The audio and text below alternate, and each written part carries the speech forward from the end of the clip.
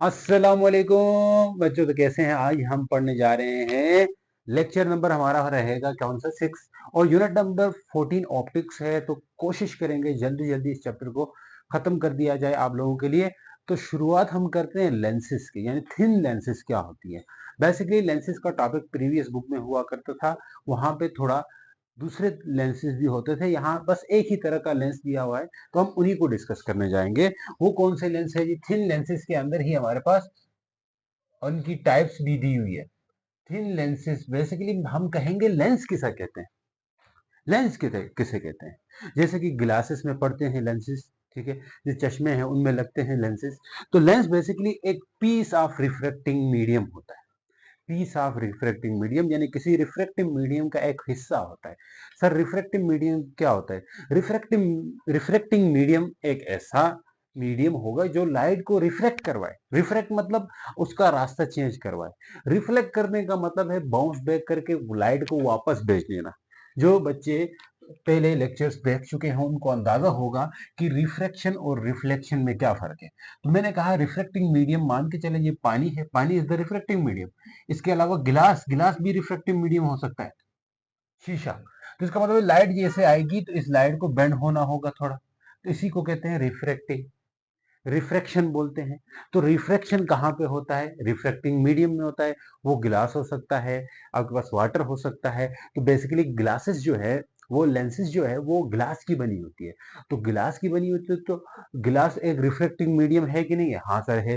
तो ग्लास एक refracting medium है, तो लेंस जिससे किसका बना होता है? ग्लास का बना होता है। तो इसका मतलब है कि लेंस खुद भी एक रिफ्रैक्टिंग मीडियम हुआ, या कह लें उस गिलास का एक टुकड़ा हुआ, या कह लें कि रिफ्लेक्टिंग मीडियम का एक पीस हुआ।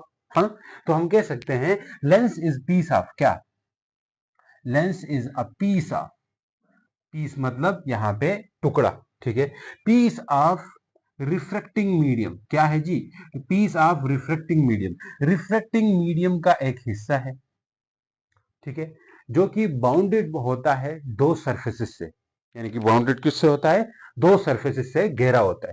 यानी कि दो सरफेसेस भी हो सकती हैं, लेकिन उनमें से दो सरफेस होंगे हमेशा लेंस के, दो सरफेसेस। जैसे आपके बुक में बनी देखी होंगी ऐसी लेंस होती है, तो ये दो सरफेसेस होती है। एक सरफेस ये, एक सरफेस ये। सर मिरर की भी दो सरफेस होती थी, लेकिन मिरर में एक सरफेस पॉलिश होती है। आपकी बुक में इतना मिरर को डिटेल में डिस्कस नहीं किया हुआ है, सिर्फ प्लेन मिरर को कहा है। तो प्लेन मिरर की जो इमेज बनती है वो वर्चुअल और इरेक्ट बनती थी, ये हमने डिस्कस कर दिया था वहां पे। तो यहाँ पे ये लेंस है, तो इसका एक सरफेस जो हुआ, एक सरफेस ये हुआ। तो दो सरफेसेस से बाउंडेड है लेंस। किससे बाउंडेड है? दो सरफेसेस। तो हम लिख सकते हैं which is bounded by, which is bounded, सुनो क्या है? which is bounded by two surfaces, which is bounded by two surfaces, जो दो surfaces से बाउंड हुआ रहता है, यानी दो surfaces इसके होते हैं। लेकिन उन दो सरफेसेस, अब यहाँ पे हम आगे टाइप भी डिस्कस करेंगे लेंस की। सिर्फ दो सरफेसेस से बाउंडेड होता है, यहाँ तक बात भी ठीक है। लेकिन हमने ऐसी बात कहनी है जो लेंस की जितनी भी टाइप है उन सब के लिए वो डेफिनेशन सही हो। सुनो, दो सरफेसेस तो सबके होते हैं, लेकिन दो सरफेसेस कभी कभी, अब यहां पे सरफेसेस कैसी हैं? कर्व है। कर्व सर मतलब सर, कर्व सरफेस का मतलब क्या है कि ये थोड़ी सी टिल्ट है, सीधी नहीं है। इसके अलावा कर्व ऐसी भी हो सकती है। ये सरफेस भी तो कर्व है, हाँ है, लेकिन ये अंदर की तरफ कर्व है, कनकेव है। ये बाहर की तरफ है। भाई ये आपको समझाऊं, जो बाहर की तरफ कर्व होता है उसको कहते हैं कन्वेक्स, जो अंदर की तरफ कर्व होता है उसको कहते हैं कनकेव। नाम से ही जाहिर है। सुनो सुनो सुनो, कनकेव, कन्वेक्स मतलब जो बाहर की तरफ कर्व हो। कनकेव, केव किसे कहते हैं? केव, केव किसे कहते हैं? घार। घार समझते हो? घार क्या होता है? पहाड़ में होता है घार, ठीक है। आपने गार सोर, गार हीरा नाम सुना होगा, इस्लामियात में पढ़ते रहे, ठीक है। यहाँ नबी सल्लल्लाहु अलैहि वसल्लम वहां पे रहे हैं, तो इसका मतलब है घार। घार मतलब जो अंदर की तरफ हो, ठीक है जी। अंदर की तरफ क्या होता है? केव होता है। तो कनकेव जिसका सरफेस अंदर की तरफ कर्व होता है। तो हमने कहा यहाँ पे दो सरफेसेस तो होती हैं, लेकिन ये दोनों सरफेसेस कैसी होती है? कर्व होती हैं। लेकिन कभी कभी कर्व नहीं भी हो सकती है। किसमें हमें, ये इन दोनों में तो कर्व है सर, जो जो दो लेंस आपने बनाए इन दोनों में तो कर्व है, लेकिन ठहरो जरा, आपकी बुक में और भी लेंसेज की डायग्राम साइड में बनी हुई है, यानी कि कुछ लेंस ऐसे दिखा रहे होंगे आपको। तो यहाँ पे क्या हो रहा है, ये लेंस, ये सरफेस तो सीधी है, ये वाली तो कर्व है। भाई कर्व बोलूं तो अंदर की तरफ भी कर्व हो सकती है, बाहर की तरफ भी कर्व हो सकती है। बाहर की तरफ कर्व होने को कन्वेक्स बोलते हैं, अंदर की तरफ कर्व होने को कनकेव बोलते हैं। इस बात को गांठ बांध के रख लें, कहीं पे साइड पे लिख दो, इसको मैं आगे ये चीज यूज करूंगा आपके लिए, ठीक है। तो मैंने कहा डेफिनेशन ही समझ रहे हैं, लेंस एक क्या होता है, पीस होता है रिफ्रेक्टिंग मीडियम का, हाँ सर होता है। फिर मैंने कहा जो कि बाउंडेड होता है दो सरफेसेस का, यानी इसके दो सरफेसेस होते हैं। दो सरफेसेस होते हैं तो क्या दोनों सरफेस कर्व ही हो? नहीं सर, दोनों सरफेस कर्व भी हो भी सकती हैं और नहीं भी हो सकती है। यानी कि एक सरफेस कर्व हो, एक सरफेस कर्व ना हो, ऐसा भी हो सकता है। यानी एक सरफेस प्लेन भी हो सकती है कभी कभी, हाँ सर हो सकती है। तो इसका मतलब हम कहेंगे, यानी कि टू सरफेसेस तो होते हैं, तो हम लिखेंगे एटलीस्ट वन ऑफ विच, दोनों सरफेसेस में वन ऑफ विच मतलब कोई एक, एटलीस्ट वन ऑफ विच मतलब उनमें से कोई एक, at least one of which is curve. भाई ये एकदम ऑफिशियल डेफिनेशन है, ठीक है। तो लेंस की एक न एक क्या होगी, कर्व होगी, तो उसे हम लेंस कहेंगे, ठीक है सर। बड़ी इस डेफिनेशन को समझाने के लिए सारी कहानी करनी पड़ी। तो खैर लेंस हमने पढ़ लिया। थिन लेंस का मतलब क्या है ये भी समझेंगे। थिन मतलब ये बहुत पतली होती है, ऐसा नहीं कि बहुत मोटी होगी। अब थोड़ा बहुत पतले मोटे के लिहाज से, इनकी थिकनेस के लिहाज से या पतले होने के लिहाज से हमने इनको डिवाइड कर रखा है। या उन रेस के लाइट रेस जाएंगे तो ये लाइट रेस को क्या करेंगे, रिफ्रैक्ट करवाएंगे। रिफ्रैक्शन मतलब उसका रास्ता चेंज कर देंगे। जैसे मैंने कहा था ये लाइट आ रही है तो इसका रास्ता चेंज हो रहा है, हाँ सर हो रहा है, तो इसका मतलब रास्ता चेंज करवा देंगी। तो ये रास्ता कैसे चेंज करवाती है, उस बेस पे हमने इनको डिवाइड कर रखा है कि लाइट को एक जगह जमा कर देती है रिफ्रैक्ट करवा के, या एक ये बिखेर देती है, लाइट को डिस्पर्स कर देती है, क्या कर देती है, इस बेस पे हमने इनको डिवाइड किया है। तो एक लेंसेस ऐसे होते हैं जो लाइट को एक जगह जमा करते हैं, यानी जमा एक जगह करने को क्या कहते हैं, कन्वर्ज कहते हैं। कन्वर्ज करना मतलब एक जगह जमा होना। तो ये जमा करवाने वाली जो रेस है, जो लाइट को जमा कर देती है, जैसे ऐसे ऐसे लेंसेस आपने देखे होंगे, जो ग्लासेस का चश्मा ही होता है, गिलास चश्मे का गिलास ही होता है, लेकिन उसको किसी पेज के ऊपर आप रखते तो नीचे जल जाता है। वो जलने की क्या वजह होती है बच्चों, जलने की वजह ये होती है कि जो लेंस आपने ले रखा है, आपके हाथ में है, वो एक ऐसा लेंस है, कन्वर्जिंग लेंस है। भाई मैं नहीं बताऊंगा कौन सा कन्वर्जिंग होता है, कन्वेक्स कौन सा होता है, कनकेव कौन सा होता है, ये हम आगे समझेंगे। तो वो एक कन्वर्जिंग लेंस होता है जो कि लाइट रेस को क्या कर रहा होता है, कन्वर्ज कर रहा होता है, एक जगह जमा कर रहा होता है। हाँ सर समझ गए। इसी तरह कुछ कुछ लेंसेस ऐसे होते हैं जो डाइवर्ज करा रहे होते हैं। तो ये लेंसेस सबसे बड़ा फायदा आपके जो तुम में से किसी के ग्लासेस अगर लगे हुए हैं, चश्मे लगे हुए हैं, तो चश्मे तो हर एक को लगते हैं आज के दौर पर, क्योंकि हमारा स्क्रीन टाइम जो है मोबाइल देखने का ये इतना ज्यादा हो चुका है। आप में से हर कोई ऐसा बच्चा होगा जो मोबाइल को कम से कम 6 घंटे से ज्यादा ही यूज कर रहा होगा। तो ये ऐसा होता है, इसी की वजह से हमारी आंखों की जो है नजर जल्दी कमजोर होनी शुरू होती है। फिर अगर आंखों की नजर कमजोर हो गई तो हम इस सूरत में इस तरह की लेंसेज को इस्तेमाल करके अपनी आंखों की जो साइडनेस है, जो चाहे लॉन्ग साइडनेस है चाहे शॉर्ट साइडनेस है, इसको ठीक करवाते हैं इन्हीं लेंसेज के बदौलत। तो ये टॉपिक भी हमारे इंक्लूड है, तो इसको भी हम डिस्कस करेंगे नेक्स्ट वाली वीडियो के अंदर। तो खैर अब टाइप्स ऑफ लेंसेज के ऊपर जाते हैं, ज्यादा लंबी बात होगी बच्चों। तो ये बात याद देखो, कनकेव जो है ना, कनकेव वाली जो अंदर की तरफ कर्व हो, कन्वेक्स जो बाहर की तरफ कर्व हो। तो हम अंदर बाहर के लिहाज से इनको डिवाइड कर देंगे, या कन्वर्ज करने के लिहाज से हम इनको डिवाइड कर रहे हैं। तो टाइप्स कौन सी है लेंसेस की, तो दो टाइप्स होती है। पहली टाइप क्या है, पहली टाइप है जी जिसे हम कन्वेक्स कन्वेक्स या जिसे हम कन्वर्जिंग लेंस भी कहते हैं, मैं देखता रहा हूं, या जिसे क्या कहते हैं मेरे भाई, कन्वर्जिंग लेंस। कन्वेक्स या कन्वर्जिंग लेंस क्या होता है, इसको हम स्टडी करेंगे। अब देखो कन्वेक्स लेंस को ही कन्वर्जिंग लेंस कहते हैं, कि यहाँ पे जो कन्वर्जिंग लेंस है वो कन्वेक्स है।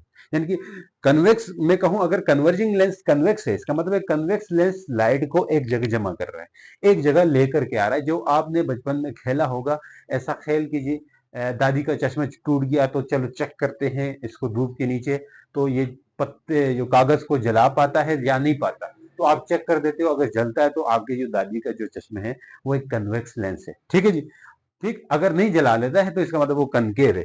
अब भाई ये हम आगे सीखेंगे कि कौन सा कन्वेक्स होता है। ये लॉन्ग साइडनेस, शॉर्ट साइडनेस के अंदर ये चीजें बड़े इंटरेस्टिंग चीजें डेली लाइफ से रिलेटेड। तो बात करते हैं, नेक्स्ट बात क्या है जी, नेक्स्ट है कनकेव। कनकेव का दूसरा नाम क्या है? Diverging lens. हाँ बोलो बोलो, डाइवर्जिंग लेंस बोलेंगे मेरे मेरे प्यारे प्यारे।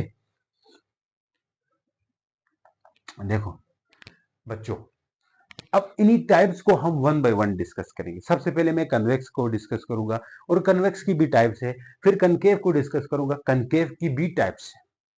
समझ रहे हो मेरी बात?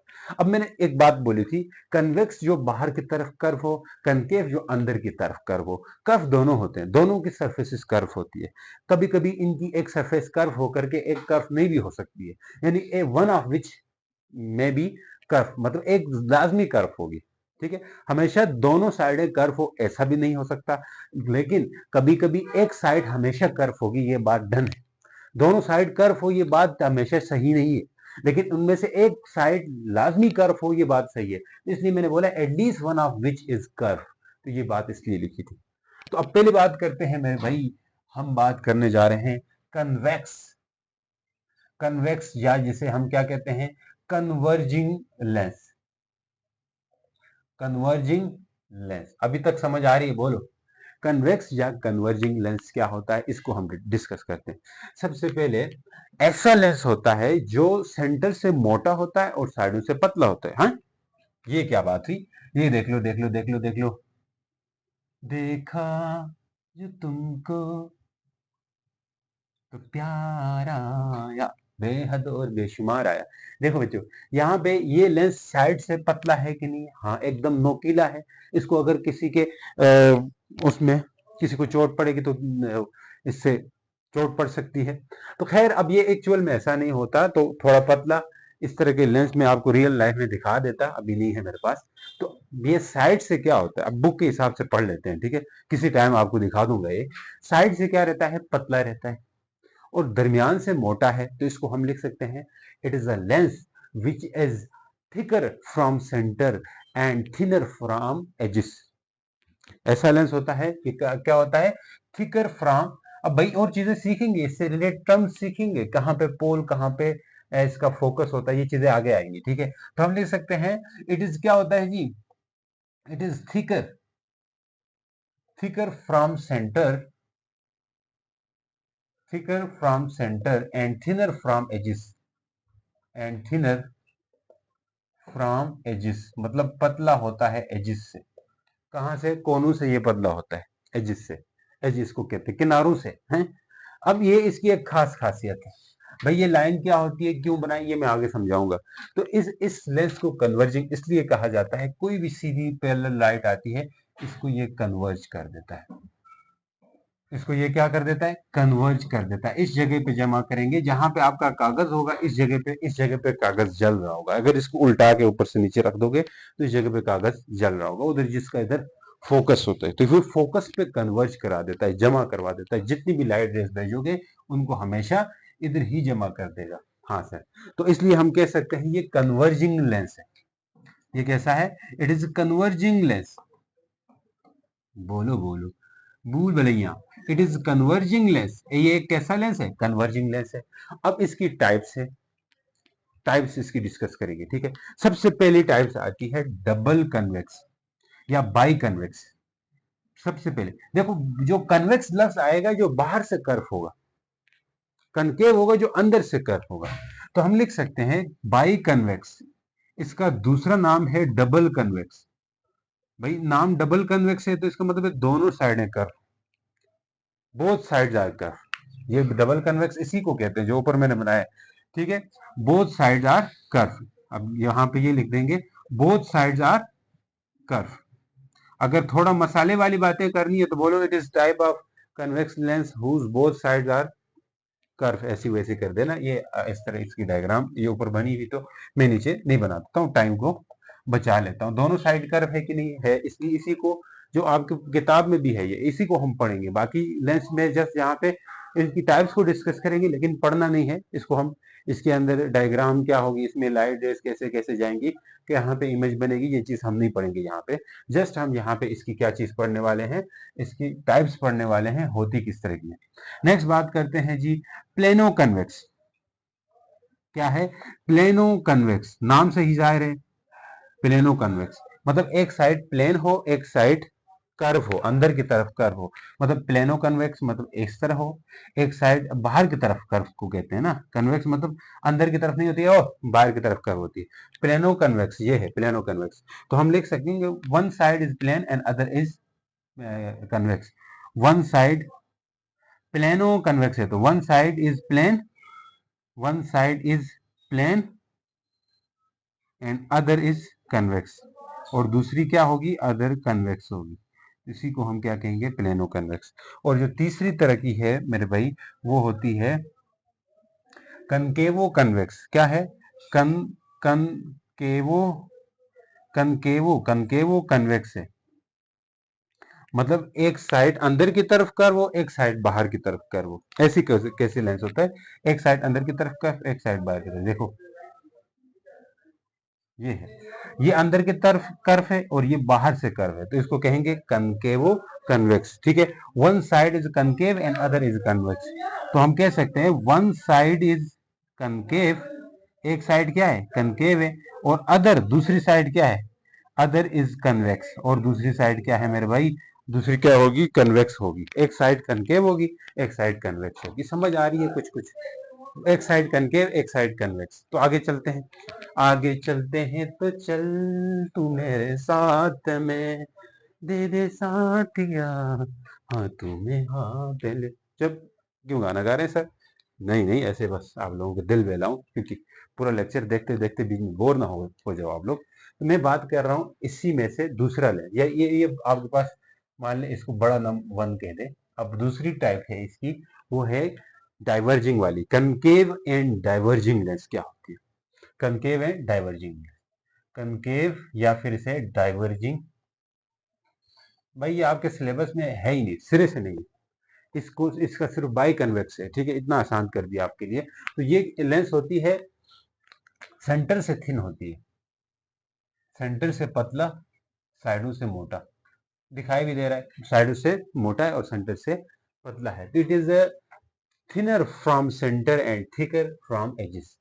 ये क्या होता है it is thinner, thinner thinner समझते हो पतली, भाई थिनर का मतलब क्या होता है पतली।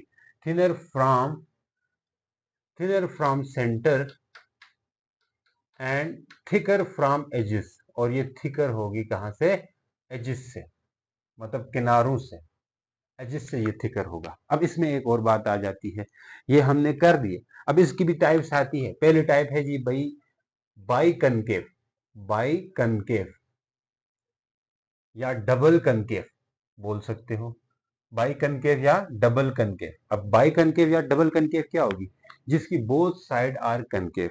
बाई कनकेव का मतलब है अंदर की तरफ कर्व, अंदर की तरफ कर्व। तो हम कहेंगे बाई कनकेव का मतलब क्या है अंदर की तरफ कर्व। ठीक है, गार की तरह। तो बोथ साइड आर कनकेव, ऐसा लेंस जिसकी बोथ साइड्स क्या हो कनकेव, बोथ साइड्स आर, भाई कनकेव का मतलब अंदर की तरफ, बोथ साइड आर कनकेव का मतलब है दोनों साइडें अंदर की तरफ कर्व बनाती है। तो हम बोथ साइड्स आर कनकेव लिख सकते हैं। अगर डायग्राम बनानी ये ऊपर वाली बनेगी। अब ये जो लेंस है मैं यहाँ नीचे भी बनाऊंगा डायग्राम, क्योंकि ऊपर मैंने जगह नहीं छोड़ी डायग्राम के लिए। यहाँ पे भी क्या होता है मेरे भाई प्रिंसिपल एक्सिस होता है, इसको प्रिंसिपल एक्सिस बोलते हैं इस लाइन को, आगे चल के सीखेंगे। और ये आपके पास आएगी लाइट और डाइवर्ज हो जाएगी, तो ये एक डाइवर्जिंग लेंस होता है। ये क्या होता है ये डाइवर्जिंग लेंस है। ये बात भी हम लिख लेते हैं डाइवर्जिंग लेंस है, क्योंकि लाइट रेस को दूर डाइवर्ज करेगा, डाइवर्जिंग लेंस है, दूर भेज देता है। अब इसकी भी टाइप्स आती है। पहली टाइप है भाई बाई कन्वेक्स, बाई ये तो हो गई बाई कनकेव या डबल कनकेव, ये हमने पढ़ लिया। अब नेक्स्ट आ जाते हैं, नेक्स्ट हमारे पास दूसरी टाइप इसकी कह लें, वो है प्लेनो कनकेव। क्या है जी प्लेनो कनकेव, सर आप सो गए, प्लेनो कनकेव। दूसरी क्या है प्लेनो कनकेव, यानी कि एक साइड प्लेन हो, एक साइड क्या हो, एक साइड के कनकेव हो। तो ये से प्लेनो कनकेव ये इस तरह का होगा। ये लो, क्या ये साइड प्लेन है, हाँ सर है, ये केव है, तो हम लिखेंगे one side is plane one side is plane and other is, क्या बोलेंगे, one side is plane and other is concave, other is concave, दूसरी क्या होगी, कनकेव होगी, तो इसको हम प्लेन और कनकेव कहेंगे। नेक्स्ट बात कर लेते हैं सर, नेक्स्ट बात कर लेते हैं। नेक्स्ट वाला लेंस है जो है भाई कन्वेक्स हो कनकेव। अब इसमें एक फर्क बताऊंगा आपको, कन्वेक्स हो कनकेव में, और वहां कनकेव हो कन्वेक्स था, यहाँ कन्वेक्स हो कनकेव है। तो मतलब एक साइड कन्वेक्स हो, एक साइड कनकेव हो, एक साइड कन्वेक्स हो, एक साइड कनकेव हो। भाई इसका मतलब मैं समझा रहा हूँ, एक साइड कनकेव, इसमें बच्चे कंफ्यूज हो जाते हैं।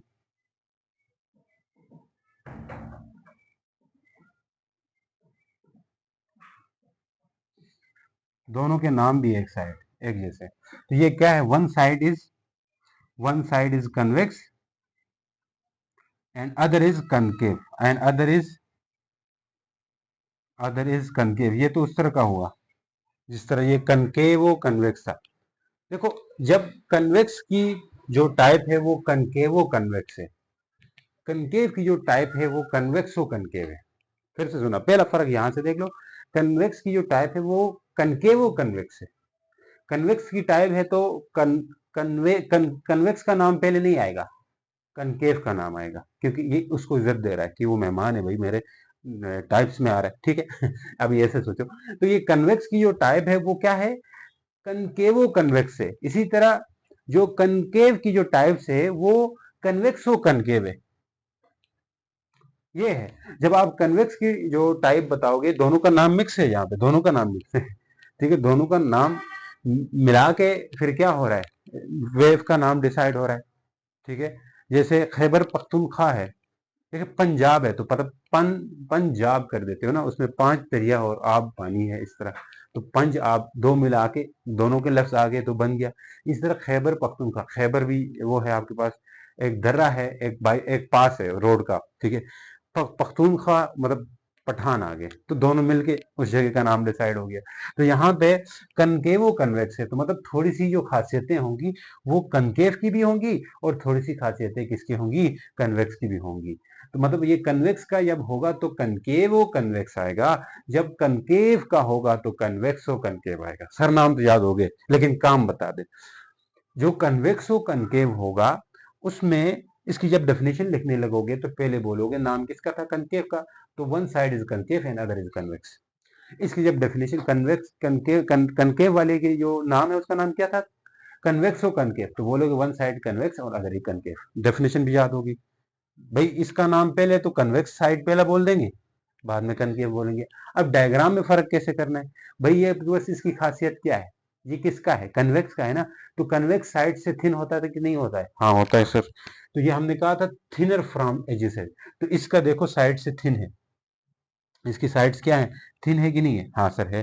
तो साइड से जो खासियत है इसकी किसकी रहेगी, इसकी साइड की जो खासियत है वो कन्वेक्स की ही रहेगी, और इसकी जो साइड्स की खासियत है वो भी कनकेव की रहेगी। बस ये साइड से मोटा है और ये साइड से पतला है, तो ये आपके पास क्या हो गया, और अंदर से ये भी क्या, ये अंदर से मोटा होगा लेकिन ये अंदर से पतला होगा, इस तरह अगर ठीक से मैं बनाऊं, अंदर से क्या होगा, ये साइड से भले ये क्या है, बोलो साइड से भले ये मोटा है, लेकिन अंदर से क्या है मेरे भाई, अंदर से अब भी ये पतला है। तो क्योंकि अंदर से पतला होना इसकी निशानी थी, साइड से मोटा होना इसकी निशानी थी, बस एक साइड बिल्कुल बाहर की तरफ कर्व है, इसलिए आपका नाम क्या है, आपका नहीं, इसलिए लेंस का नाम क्या है, कन्वेक्स आ गया। इसका एक साइड अंदर की तरफ कर्व थी, इसलिए कनकेव का नाम लेके घूम रही है। ये कनकेव का नाम क्यों ले रही, क्योंकि एक साइड क्या थी, अंदर की तरफ कर्व थी। ये कन्वेक्स का नाम क्यों ले रही है, क्योंकि एक साइड बाहर की तरफ कर्व थी। बाकी खासियतें इसकी ही है,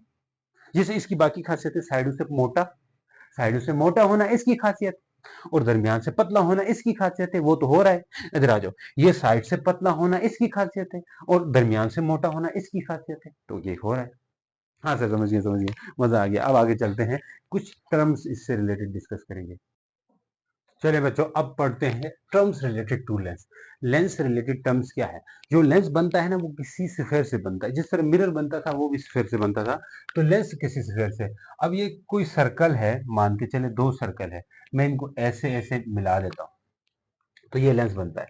सोचो, ये चीज सोचो कि अगर दो सर्कल को मर्ज करवा दूं तो इसका मतलब है कि ये वाली साइड इस सर्कल की हिस्सा है और ये वाली साइड जो ये वाली साइड है वो इस तरफ सर्कल का हिस्सा है। हाँ सर है। तो किसी स्फेयर से मिलके बना होता है, जो लेंसेस होते हैं वो किसी स्फेयर से मिलके बना होता है। तो मान के चले इस स्फेयर का सेंटर और इस स्फेयर का सेंटर, ये आपके पास दो सेंटर्स हैं। तो अगर मैं इधर से इधर मिलाऊं तो ये इसका रेडियस होगा, मतलब इधर तक रेडियस होगा, और इधर से इधर मिलाऊं तो ये इसका रेडियस होगा। तो दोनों सेंटर्स को मैं 2f नाम दूंगा।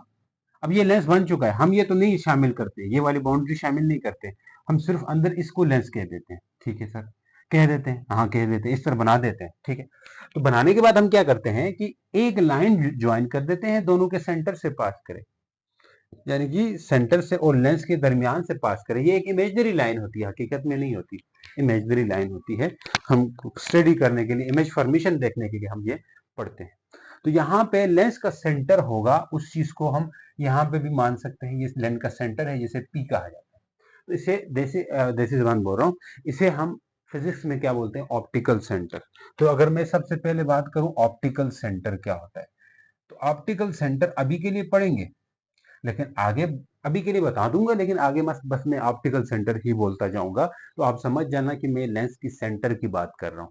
तो ऑप्टिकल सेंटर से क्या है कि centre point of a lens है, ये क्या है, centre point of a lens. Lens का सेंटर पॉइंट को क्या कहा जाता है मेरे भाई, ऑप्टिकल सेंटर कहा जाता है।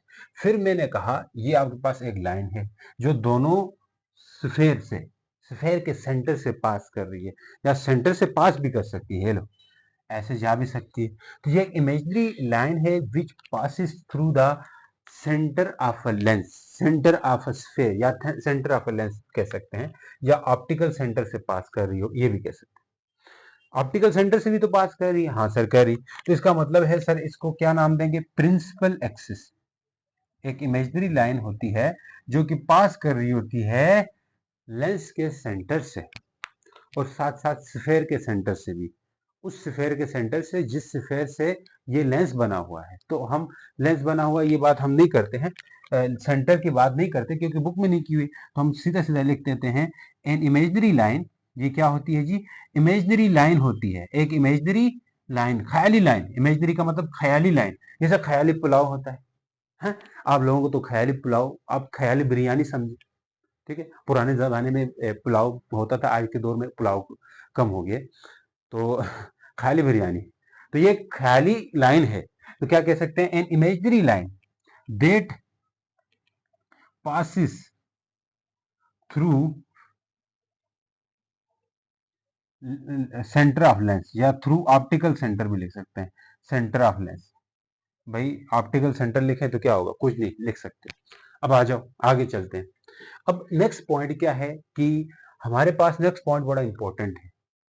वो क्या सर, इस सेंटर से लेके ऑप्टिकल सेंटर तक जो डिस्टेंस होता है ना, इसे आर कह देते हैं, रेडियस होता है यहाँ तक। ये रेडियस है, इधर से इधर भी होता है रेडियस, लेकिन ये वाला रेडियस, इसको हम रेडियस ऑफ कर्वेचर बोलते हैं। रेडियस ऑफ कर्वेचर क्या मतलब है कि जो लेंस जिस सर्कल से बना हुआ है उसका रेडियस है ना ये, हाँ सर है। और रेडियस हमेशा क्या होता है, रेडियस हमेशा उस सर्कल के ऊपर परपेंडिकुलर होता है, ये आपने पढ़ा हुआ है 10th क्लास में मैथ के अंदर पढ़ोगे, थ्योरम है। तो कोई भी सर्कल है उसका रेडियस हमेशा उसके सरकमफेरेंस, ये बाउंड्री होती है ना, उस पे 90 का एंगल बनाता होता है। क्या बनाता होता है, 90 का एंगल। चाहे आप ऊपर ड्रा करो फिर भी ये 90 का एंगल होता है, 90 डिग्री एंगल बनाता है। तो मतलब ये परपेंडिकुलर होता है। रेडियस ऑफ कर्वेचर क्या होता है, परपेंडिकुलर। मैं इससे रिलेटेड एक बात बोलूंगा जब आगे हम रे डायग्राम पढ़ेंगे, यहाँ पे मैं कह दूंगा कि जो लाइन इस रेडियस से गुजरेगी, यानी कि सेंटर ऑफ कर्वेचर या रेडियस ऑफ कर्वेचर से गुजरेगी, वो लाइन बिना रिफ्रैक्ट हुई चलेगी, रिफ्रैक्ट वगैरह नहीं होगी, सीधी जाएगी। अब क्यों नहीं होती है, स्नेल लॉ के मुताबिक, क्योंकि एंगल ऑफ इंसिडेंस जीरो होता है, तो एंगल ऑफ रिफ्लेक्शन भी जीरो आता है। अगर स्नेल लॉ से आप एंगल निकालना चाहे तो मैं ये एंगल निकलवाऊंगा आपको वन शॉट लेक्चर के अंदर, जो हमारा इंशाल्लाह कल होगा उसके अंदर। ठीक है जी, हाँ सर। तो अब यहाँ पे मैंने कहा, क्या क्या कहा जी, रेडियस ऑफ कर्वेचर। ये रेडियस ऑफ कर्वेचर क्या होता है, इस चीज को समझो। तो रेडियस ऑफ कर्वेचर एक डिस्टेंस होता है सेंटर से लेके ऑप्टिकल सेंटर के बीच में। ये ऐसा कह सकते हैं, जिसे हम क्या कहेंगे, रेडियस ऑफ कर्वेचर। क्या? रेडियस ऑफ कर्वेचर नाम देंगे। सुनो, क्या नाम देंगे? Radius of curvature. ये क्या होता है? मेरा माइक चल रहा है ना। डिस्टेंस बिटवीन, भाई समझ आ रही तुम्हें? आगे चला जाओ। डिस्टेंस होता है between centre of sphere and optical centre, ये लिख देते हैं। सेंटर ऑफ लेंस की जगह ऑप्टिकल सेंटर लिख देते हैं। इनके बीच में डिस्टेंस होता है। नेक्स्ट, यहाँ पे एक फोकस होता है, जैसे इस सेंटर और ऑप्टिकल सेंटर के बीच में फोकस होता है। फोकस का काम ये होता है लाइट रेस को वहीं पे जमा करवा देता है। अगर ये हमारे पास कौन सी लेंस है, कन्वेक्स है, तो ये फोकस यहाँ होगा, कन्वर्ज कर रहा होगा, ठीक, और ये फोकस होगा। अगर ये दूसरा वाला लेंस है, अब मैं पढ़ा क्या नहीं, क्या क्या जाने रहा हूँ, पढ़ा क्या जाने रहा हूँ, फोकस, फोकस पढ़ाने जा रहा हूँ, या प्रिंसिपल फोकस, या इसे फोकल पॉइंट भी कहा जाता है। प्रिंसिपल फोकस या फोकल पॉइंट कहा जाता है मेरे भाई। क्या कहा जाता है? Focal point. फोकल पॉइंट या फोकस क्या होता है? सुनो, क्या होता है? अगर ये कन्वेक्स लेंस है तो फोकस तो या वो पॉइंट होगा प्रिंसिपल एक्सिस के ऊपर होगा। ये पूरी लाइन क्या है? बोल, पूरी लाइन क्या है? प्रिंसिपल एक्सिस है ना? हाँ सर है। तो प्रिंसिपल एक्सिस के ऊपर एक पॉइंट होगा जहां पे पैरेलल लाइट रेस आके कन्वर्ज करती है, उसी को हम क्या कहेंगे? फोकस कहेंगे। तो इसकी एक डेफिनेशन है ये। अगर अगर ये लेंस दूसरा वाला हो, तो यहाँ ये भी प्रिंसिपल एक्सिस के ऊपर एक ही पॉइंट होगा जहां पे जो लाइट रेस है वो डाइवर्ज कर जाएंगी। मतलब डाइवर्ज तो करेंगी, लेकिन बैक फुट ड्रा करने से वो लाइट रेस वापस इसमें आके जमा हो जाएंगी। इसका मतलब क्या है सर? के बना तो दे दिया आपने।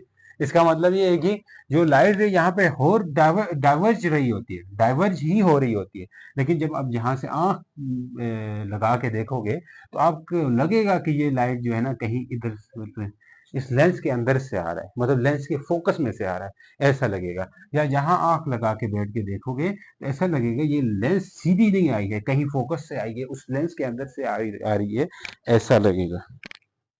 तो ये क्या होता है? फोकस पॉइंट पे आते हैं। मेन मकसद क्या है? फोकस एक इमेज पॉइंट होता है किसके ऊपर? प्रिंसिपल एक्सिस के ऊपर। मैंने कहा था जहां पे जो पैरेलल लाइट रेज है, या तो कन्वर्ज हो रही होती है या डाइवर्ज हो रही होती है। डाइवर्ज इसके केस में होती है, कन्वर्ज इसके केस में, ठीक है। तो पॉइंट होता है, it is a point on principal axis. ये एक पॉइंट होता है, कहां पे होता है? प्रिंसिपल एक्सिस में होता है। इन विच, यहां पे क्या होता है? Parallel light rays, parallel light rays, जो पैरेलल लाइट रेस है वो क्या होंगी? Parallel light rays are converge for convex lens, convex lens and parallel rays and diverge, चलो ये लिखते हैं, एंड डाइवर्ज होंगी किसके लिए? एंड डाइवर्ज फॉर किसके लिए? ओ बोलो बोलो बोलो, ओ ये कौन सा लेंस है? और सर कनकेव है, डाइवर्ज फॉर कनकेव लेंस। तो आप ये बात फोकस के लिए कह सकते हो, यहाँ पे डाइवर्ज हो रही है, जहाँ पे कन्वर्ज हो रही है। अब इसी का मतलब ये है कि जो फोकस है, जो कन्वर्जिंग लेंस है उसके लिए वो फोकस। अब ये फोकस और ऑप्टिकल सेंटर के बीच में डिस्टेंस को फोकल लेंथ कहा जाता है, ये बात भी कर देते हैं। और ये भी यहाँ पे फोकल लेंथ है, ठीक है सर। तो distance between focal focal point and optical centre, इसको फोकल लेंथ कहा जाता है। लिख लो, मैं नहीं लिखवा रहा हूं। Distance between optical centre and focus, principal focus या optical centre and focal point is known as focal length. अब ये फोकल लेंथ का बड़ा रोल है अगर आपके पास यहाँ पे लेंस इक्वेशन दी होती नहीं है, तो फोकल लेंथ का बड़ा रोल है। जो फोकल लेंथ होता है वो पॉजिटिव होता है किसके लिए? कन्वेक्स लेंस के लिए। कन्वेक्स लेंस जो कन्वर्जिंग लेंस के लिए, याद रखें, इसके लिए पॉजिटिव होता है। दूसरा, जो फोकल लेंथ है इसको एफ से लिखा जाता है, ठीक है। जो नेगेटिव होता है किसके लिए जी? कनकेव लेंस के लिए, कनकेव लेंस के लिए। ये चैप्टर बहुत ही सिंपल रखे हुए हैं, पता नहीं इन्होंने ऐसा क्यों किया, मुझे समझ भी नहीं आ रही। पहले अच्छा खासा तगड़ा कंसेप्ट वाली चीजें थी। अभी काफी सारी निकाल के बिल्कुल सेलेक्टिव इजी इजी रखा हुआ है। तो चैप्टर पहले ये बहुत बड़ा होता था, इससे भी बड़ा होता था। ठीक है, अब मतलब चीजें सिंपल ला के रख दी है यार। कम से कम लेंस इक्वेशन दो, कोई न्यूमेरिकल कराए बंदा, वो भी हटा दिए। ठीक है, अब ये हालत आ चुकी है, क्या बच्चे इतने नालायक हो चुके हैं हमारे, कोई ऐसी चीज नहीं रख सकते हैं इनके लिए, या उनसे डर लगता है न्यूमेरिकल से। तो चले अब नेक्स्ट उस आर्टिकल की तरफ जाते हैं, वो है हमारा रे डायग्राम। रे डायग्राम को कैसे समझेंगे देख लो, वीडियो लेंथी होगी भाई, इससे आपने घबराना नहीं, तो थोड़ा देखें क्योंकि हमने कल की डेट तक खत्म करना है चैप्टर को। अब बस यही है, उसके आगे सिर्फ थ्योरेटिकल बातें होंगी, और मैथमेटिकल इतनी है नहीं, अभी भी मैथमेटिकल थी पहले, वो भी निकाल दी इन्होंने, बस ये थ्योरेटिकल बस लेंस के बारे में जानो और आगे निकलो। ये बात है, कहना यही चाह रहे बुक वाले, कोई न्यूमेरिकल नहीं रख रहे हैं, कोई लेंस इक्वेशन होती है, यही फार्मूला होता है लेंस इक्वेशन का, कैसे कहाँ पे इमेज बनेगी ये बताएं। इमेज फॉर्मेशन डिस्कस की हुई है, लेकिन इसके ऊपर फार्मूला होता है, वो दिया हुआ ही नहीं है, अब निकाल दिए। रे डायग्राम देखें, रे डायग्राम, रे डायग्राम अब कनकेव के लिए भी होता है, कन्वेक्स के लिए भी होता है। तो आपकी बुक में सिर्फ कन्वेक्स के लिए रे डायग्राम रखी हुई है, तो भाई अब देखो ये भी जुल्म, मैं कनकेव वाला भी हटा दिया। खैर अब आ जाओ, चीजें सिंपल से सिंपल होती जा रही है।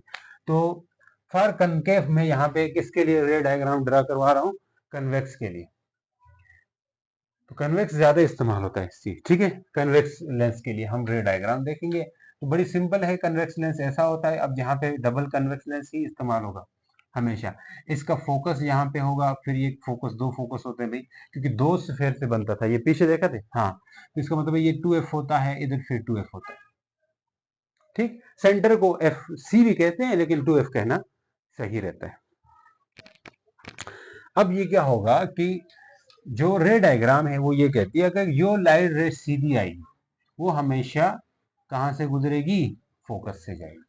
तो अगर रे डायग्राम पूछे तो यही लिखोगे, when a light ray is parallel to principal axis after reflection it will pass through focus, ये फोकस से पास कर जाएगी। ठीक है, अब फोकस पे ही क्यों जाती है, ये सवाल भी आता है बच्चों का, फोकस पे ही क्यों जाती है। देखें, ये मैंने कहा था, ये जो लेंस का ये वाला हिस्सा है, ये किसी सर्कल से है, ये किसी स्फेयर से है, सर्कल नहीं, स्फेयर का हिस्सा है। ठीक, स्फेयर का ये सेंटर होता है, अब देखो ये पीछे होता है और स्फेयर पीछे होता है, इससे भी ज्यादा पीछे होता है, तो खैर मैंने इधर ही बना दिया। इस स्फेयर काफी बड़ा है भाई, इस तरह सेंटर तो ये होगा ना, ऐसा नहीं है, सेंटर तो ये होगा कुछ, ये पीछे जा रहा होगा ऐसे पीछे, तो ये सेंटर है। तो सेंटर से लेके ये रेडियस होता है भाई, ये रेडियस है ना, सेंटर से ऐसे ऐसे जब जाने लगोगे, चाहे रेडियस आप ऐसे बना लो, चाहे रेडियस ऐसे बना लो, बना सकते हैं। अब जो रेडियस होता है वो परपेंडिकुलर होता है, तो परपेंडिकुलर का काम हो गया नॉर्मल जैसा। अब डिफ्रेक्शन पढ़ के आए हो ना, हाँ सर पढ़ के आए, तो नॉर्मल जैसा काम हुआ। हाँ ठीक है, तो ये आपके पास टूवर्ड्स नॉर्मल बेंड कर रही है, क्या क्या बेंड कर रही है, टूवर्ड्स नॉर्मल। अगर भाई ऐसा ऐसे ऐसे समझते हो, तो टूवर्ड्स नॉर्मल बेंड करने की वजह से ये अंदर की तरफ आ रही है, समझ जाओ। ठीक है, अब यहाँ पे मेरे उसमें डायग्राम अलग से स्केल होती तो ये आपको सही नजर आता। ठीक है, ये टूवर्ड्स नॉर्मल रिफ्लेक्ट होके फोकस से जाती, बस मोटा मोटा ये याद रखो, बाकी उसमें मत पढ़ो कि फोकस में जाएगी। ठीक है, ये रिफ्रैक्शन की वजह से फोकस से गुजरती है, टूवर्ड्स नॉर्मल बेंड होकर के जाती है। ठीक है, टूवर्ड्स नॉर्मल बेंड होगी। अब दूसरी बात क्या है यहाँ पे, दूसरी बात क्या है, दूसरी बात ये है कि अगर हम यही कन्वेक्स लेंस था, हाँ था, अब इसी में अगर कोई रे फोकस से भेज दें, फोकस से जा सकती है, हाँ, कोई ऑब्जेक्ट यहाँ फोकस पे रखा हुआ है, इससे अगर कोई रे जा रही है, तो ये जाके लेंस पे टकराएगी और टकराने के बाद सीधी हो जाएगी, आफ्टर रिफ्लेक्शन ये सीधी हो जाएगी।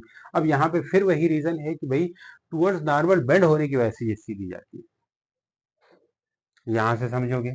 ठीक है, अब देखो यहाँ से जाते वक्त ये डेंसर से रे जा रही है, अवे फ्रॉम नॉर्मल जाएगी सही। अब यहाँ पे भी मैं आपने आपको मैंने उस तरह बताया था, आप थोड़े कंफ्यूज होंगे।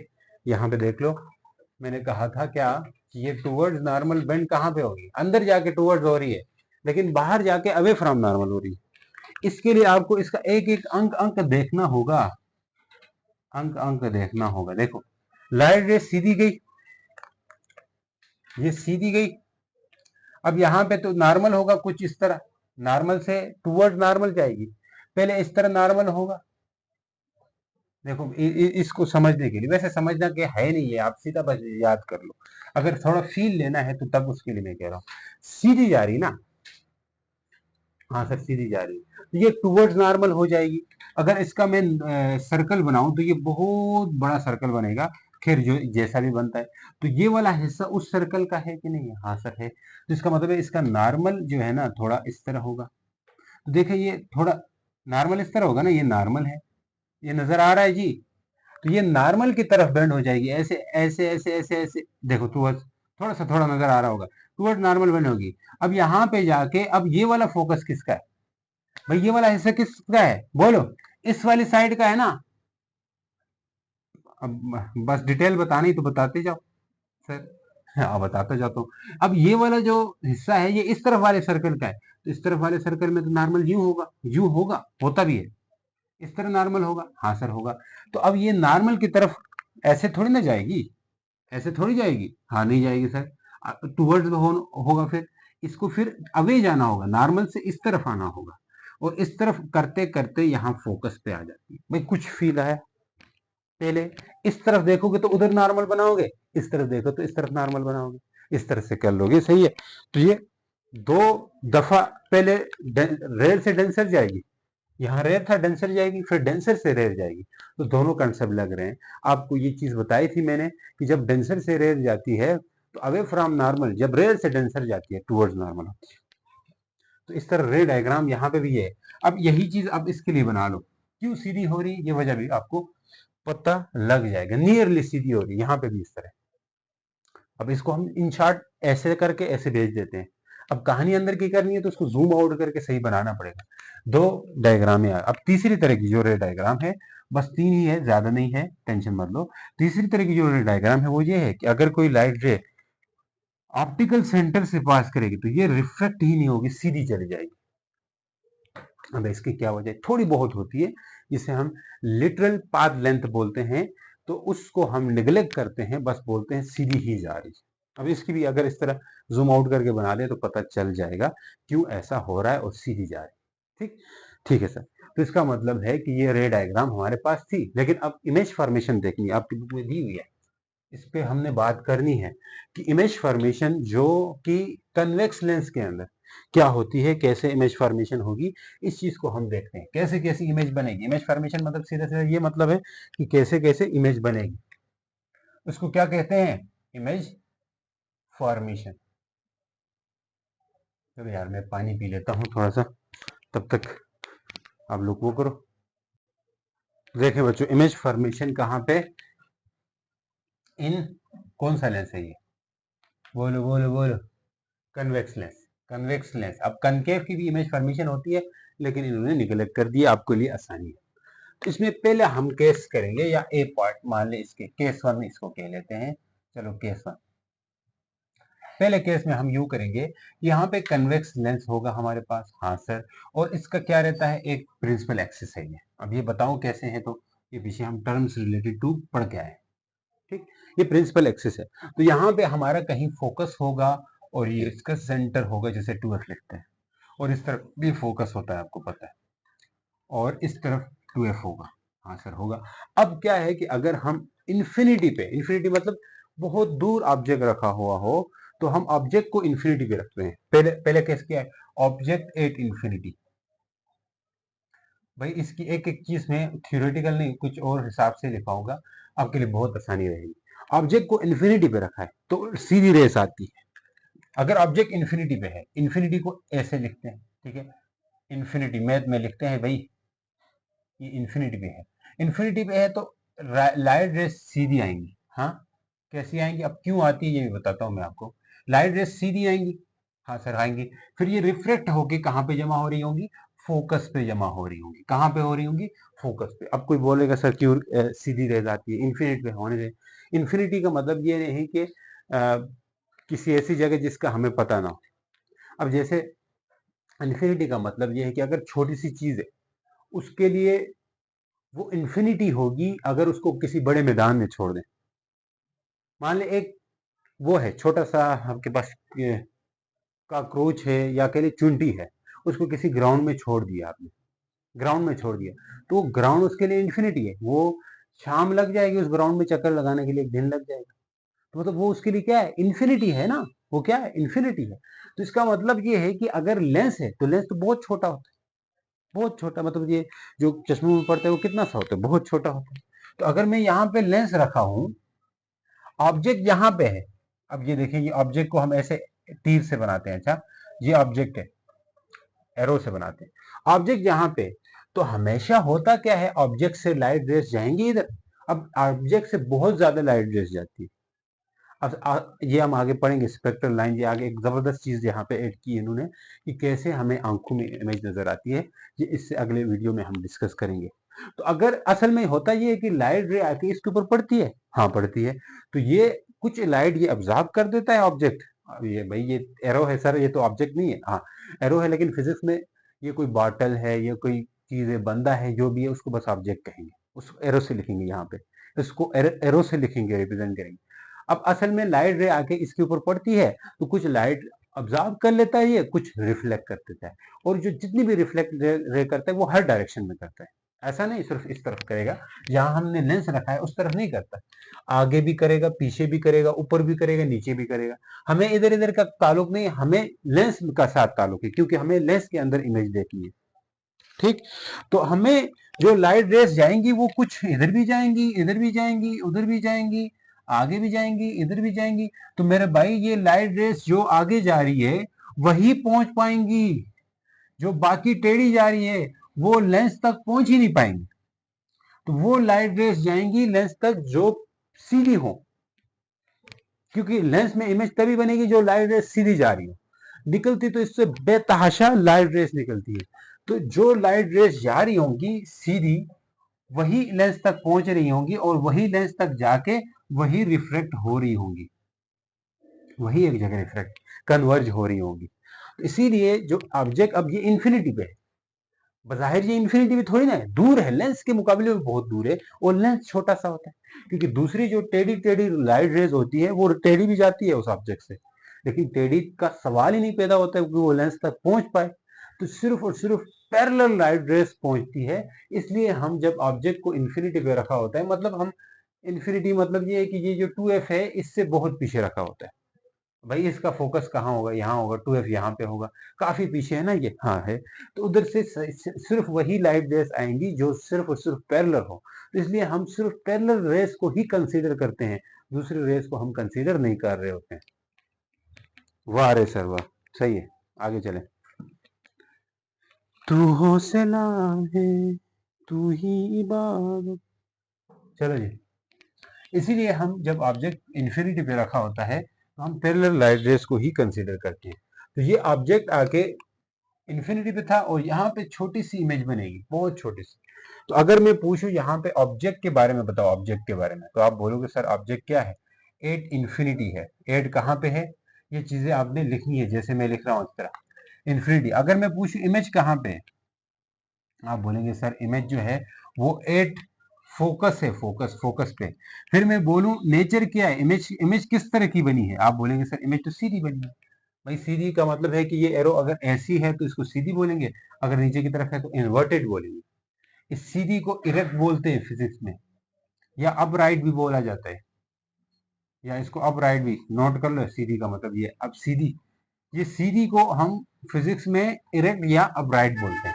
ये उल्टी है, उल्टी, ये वो वाली उल्टी नहीं है भाई, उल्टी है, तो उल्टी को हम क्या बोलते हैं, इन्वर्टेड बोलते हैं, या फिर बस इन्वर्टेड ही ठीक है। अब नेचर इसकी क्या है, नेचर हम बोलेंगे इरेक्ट है एंड रियल है। भाई इरेक्ट का तो समझ आई होगी, क्यों इरेक्ट है, क्योंकि ऊपर की तरफ है, तीर ऊपर की तरफ है, इसलिए सर आपने इरेक्ट बोला, और तीर नीचे की तरफ होती तो आप इन्वर्टेड बोलते। लेकिन ये रियल क्यों बोला, ऐसा पूछ सकते हो ना। तो रियल इसलिए बोलते हैं जब लाइट रेस खुद आपस में आके मिलती है। रियल कब होगी, ये बात भी लिखो, रियल तब होगी जब लाइट रेस एक्चुअल में क्या करती है, एक्चुअल में मीट करती है, मिलती है, मतलब एक्चुअली मिलती है।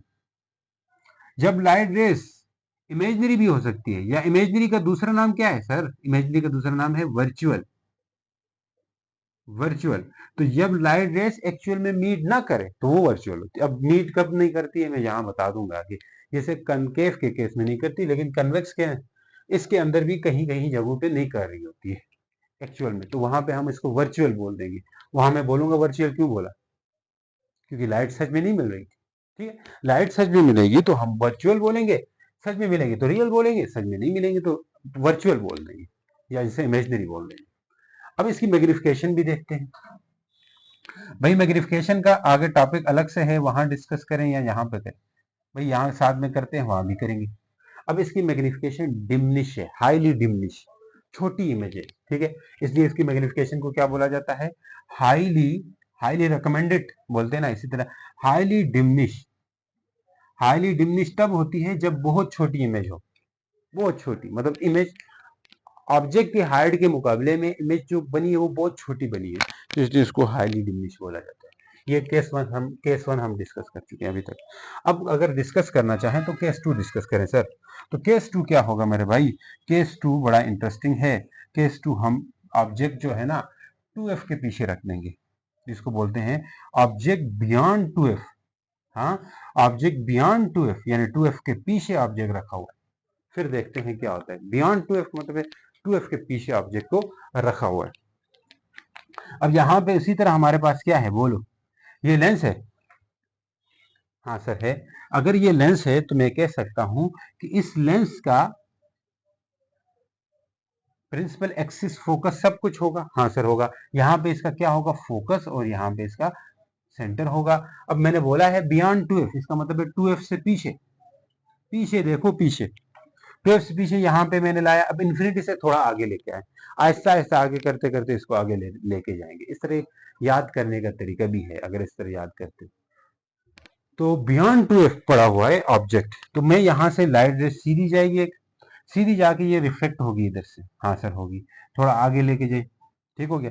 अब मैं एक वो ऑप्टिकल सेंटर से भेजूंगा, जो कि जैसे जाती है वैसे ही जाती है ना, ऑप्टिकल सेंटर से रिफ्लेक्ट थोड़ी ना होती है।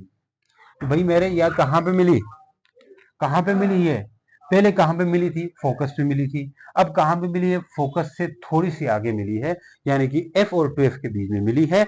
तो इसका मतलब ये है कि हम लिख सकते हैं ऑब्जेक्ट कहाँ है, तो आप लिखोगे बियॉन्ड 2f है। अगर मैं बोलूं इमेज कहाँ है, तो आप बोलेंगे सर इमेज जो है बिटवीन f एंड 2f है। कहाँ है, बिटवीन f एंड 2f है। 2f यानी उस तरफ वाला जो f और 2f है उसके बीच में है।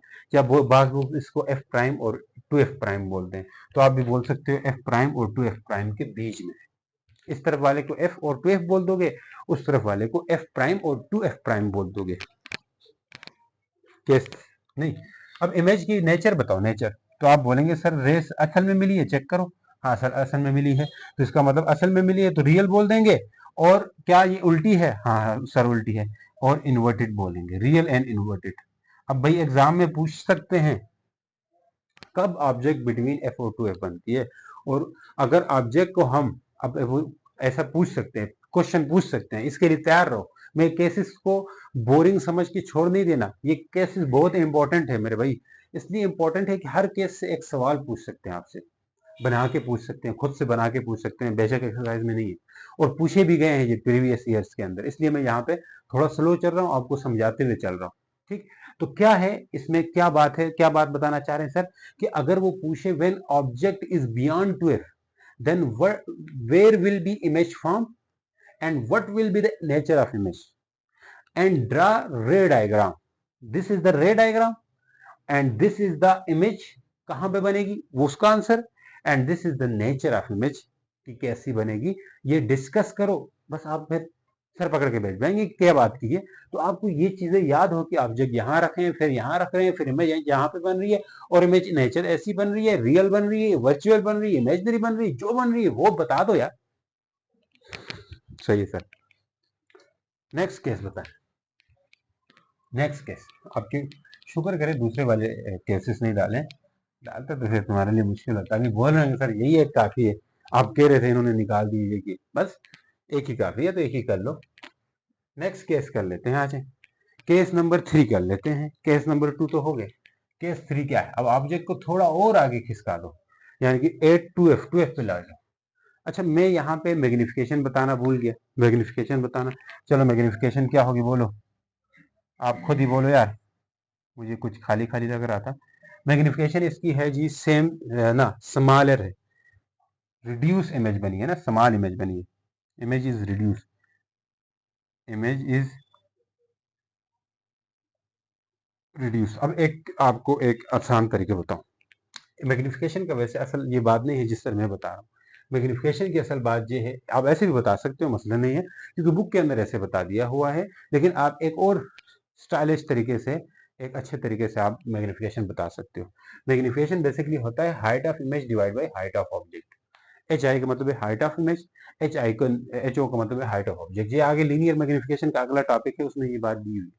तो इसको आपके बुक में आई भी बोला हुआ है, इमेज की हाइट, नीचे ऑब्जेक्ट बोला हुआ है, ऑब्जेक्ट क्या है आई ओ करके, लेकिन पुरानी बुक में H I by H O होता था, ये बात सही थी, H I by H O, height of image height of object. तो ये इन दोनों की रेशो होती है मैग्निफिकेशन, कि अगर इमेज की हाइट, सुनो यहां से, इमेज की हाइट ज्यादा हो ऑब्जेक्ट की हाइट से, इफ इमेज की हाइट ज्यादा हो ऑब्जेक्ट की हाइट से, यहाँ इमेज की हाइट कम है, ऑब्जेक्ट की हाइट बड़ी है कि नहीं, हाँ, ये याद रखें, मैं साइड पे लिख के छोड़ दूंगा, अभी यहाँ लिखवा के, इमेज की हाइट ज्यादा ऑब्जेक्ट की हाइट के हो, तब आप मैग्निफिकेशन को ग्रेटर देन 1 बोल दोगे। हाँ सर, बस मैं इधर समझा दूंगा, इसका थोड़ा फील दिला लूंगा वहां पे जाके। अगर इमेज की हाइट कम है ऑब्जेक्ट की हाइट से, तब मैग्निफिकेशन को लेस देन 1 कहोगे। बस अभी के लिए इतना ही ना समझो। अगर इमेज की हाइट और ऑब्जेक्ट की हाइट बराबर हो, तो तब आप मैग्निफिकेशन को 1 बोल दोगे, यानी मैग्निफिकेशन 1 है। ठीक, अभी मोटा मोटा समझो, वहां जाके इसका जरा फील ले लेंगे आप। ठीक है, तो ये होता है मैग्निफिकेशन। इसके अलावा एक और केस, अगर इमेज सीधी बनी है, अगर इमेज उल्टी बनी है, तो मैग्निफिकेशन उल्टी के लिए, उल्टी इमेज के लिए, इसका मैग्निफिकेशन के लिए एक और तरीका भी है, लेस देन जीरो भी कहते हैं, लेस देन जीरो, उल्टी इमेज के लिए मैग्निफिकेशन जीरो। अगर सीधी है तब इसको आप ऐसे भी बोल दोगे, ग्रेटर देन जीरो। कंफ्यूज हो रहे होंगे, कंफ्यूज हो रहे हो तो बस छोड़ो, इस तरीके से बता देते, बस इस तरीके से मोटा मोटा बताते हैं। मैग्निफिकेशन इज रिड्यूस, मैं कल वाले वन शॉट में बता दूंगा, कोशिश करूंगा। मैग्निफिकेशन इज रिड्यूस कम है, जहां मैग्निफिकेशन इज डिमिनिश मतलब बहुत छोटी है। अगर ये बात किसी को समझ आई तो ठीक है, नहीं आई तो मैं आगे बता दूंगा, अभी के लिए इसको जहन में मत दो। उल्टी इमेज की, अब ये क्या हो रहा है, लीनियर मैग्निफिकेशन में पढ़ लेंगे ना, सोर्स है। फिर बताया क्यों, मैं सोच रहा था शायद आप समझ जाएंगे, फिर मुझे ख्याल आया यार कोई कंफ्यूज हो रहे होंगे, उल्टा समझने की बजाय कंफ्यूज हो रहे होंगे। केस 3 देखते हैं। अब इसको 2F पे लेके आते हैं, object at 2F, object at 2F, object को हमने 2F पे रखा। अब देखते हैं क्या होता है। अगर आप ऑब्जेक्ट को 2F पे रखते हो, 2F का मतलब क्या है, आगे रखते हो और आगे ले आते हो, तो इसका काम उल्टा हो जाएगा, उल्टा नहीं मतलब आसान हो जाएगा 2F पे रखने से। मतलब ये 2F था आपका, ये F था, और ये F प्राइम है, और ये यहाँ पे 2F प्राइम होगा। तो मेरा भाई अगर यह मैं यहाँ पे रख लेता हूँ, तो यहाँ से 2 रेस जाएंगी। वैसे 2 रेस क्यों जाती है सर, यहाँ पे भी आपने 2 रेस निकाल, भाई ज्यादा भी निकाल सकते हैं, फिर वो इमेज कहाँ बन रही है ना उसका पता हो, गन बन जाएगा यहाँ पे। तो हम 2 ही रेस से काम चला लेते हैं। तो मैं क्या कर सकता हूँ, यहाँ से सीधी रे जाएगी, रिफ्लेक्ट होगी, फिर यहाँ से जाएगी, ये ओए होए रुको, यहाँ जाएगी। इस दफा जो इमेज है मेरे भाई 2F पे ही बनेगी, और उतनी साइज की बनेगी जितनी साइज की ऑब्जेक्ट है। अब ये थोड़ा मैंने हाथों से ड्रा किया तब ऐसा हो रहा है, अगर स्केल वगैरह से करो ना, दोनों की हाइट एकदम सेम हो जाती है।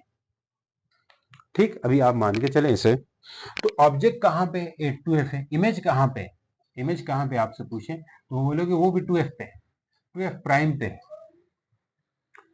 अच्छा, इसके लिए भी पूछ सकते हैं, जब ऑब्जेक्ट 2F होगी तो इमेज कहाँ पे बनेगी, उसकी रे डायग्राम बनाओ, उसकी नेचर बताओ, उसकी मैग्निफिकेशन बताओ, पूछ सकते हैं। फिर इमेज की होगी, नेचर बताओ, नेचर, तो क्या रेस सच में मिल रही है, हाँ सर मिल रही है, इसका मतलब ये रियल है, हाँ। और क्या जो रेस सच में तो मिल रही है, हाँ सर मिल रही है।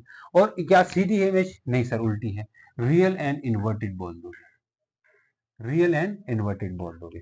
इतनी बात समझ चुके हो? हाँ सर। अब एक और बात समझो, मैग्निफिकेशन समझो। मैग्निफिकेशन क्या होती है? सर मैग्निफिकेशन तो कुछ जानी पहचानी लगती है। हाँ फिर जानी पहचानी है तो बोल दो, लिख लो। मैग्निफिकेशन क्या है? इमेज इज रिड्यूस थी तो यहाँ सेम साइज, यहाँ लिखोगे सेम साइज।